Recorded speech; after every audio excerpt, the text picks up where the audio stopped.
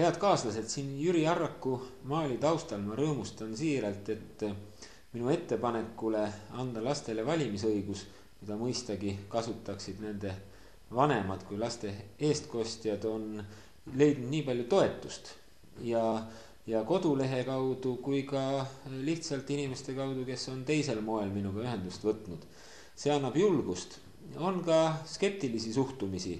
Vastangi siinkohal Marile, kes avaldas arvamust, et see võib olla ebaõiglane tsensus paljudele inimestele, sest miks jäävad häältest ilma need, kellel lapsi ei ole, või et siis sellisel juhul, kui juba selline tsensus, siis võiks hakata ka maaomanikele või majaomanikele täiendavat valimisõigust andma.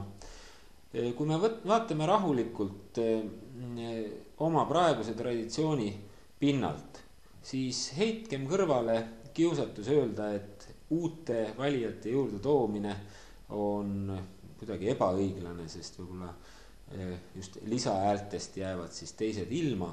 Need ei ole tegelikult ju valijate või vanemate lisahääled. Läheneksime hoopis teiselt poolt.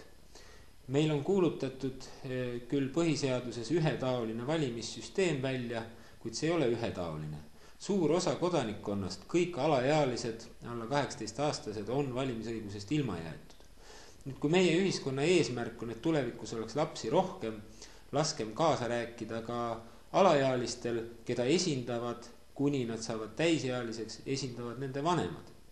Sellega me just nimelt viime ellu ühetaolisuse printsiibi, nii et kõigil inimestel 100% oleks valimisõigus, ja sellega me kaotame ära tulevase hirmu, et kui praeguse süsteemiga jätkata, siis mõnekümne aasta pärast on üle poole valijaskonnast pensioniealised ja mis tulevikku vaatavaid otsuseid me siis ühiskonnalt ootame.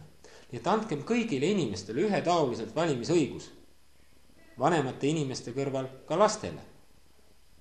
Ja üks laps Sistiku nime all esinev arvas, et lapsed ei saaks ikka valima minna, sellepärast et võib-olla mõni kommionu tänavalt ostab neid lihtsalt kommi eest ära. Ja õige, seda ohtu arvestades või neid probleeme arvestades ma ei teegi ettepanekud, et lapsed läheksid ise valima. Laste valimisõiguse realiseerivad nende vanemad, kes on ju piisavalt küpsed, et otsust teha. Veel kord aitäh arutelus osalemise eest.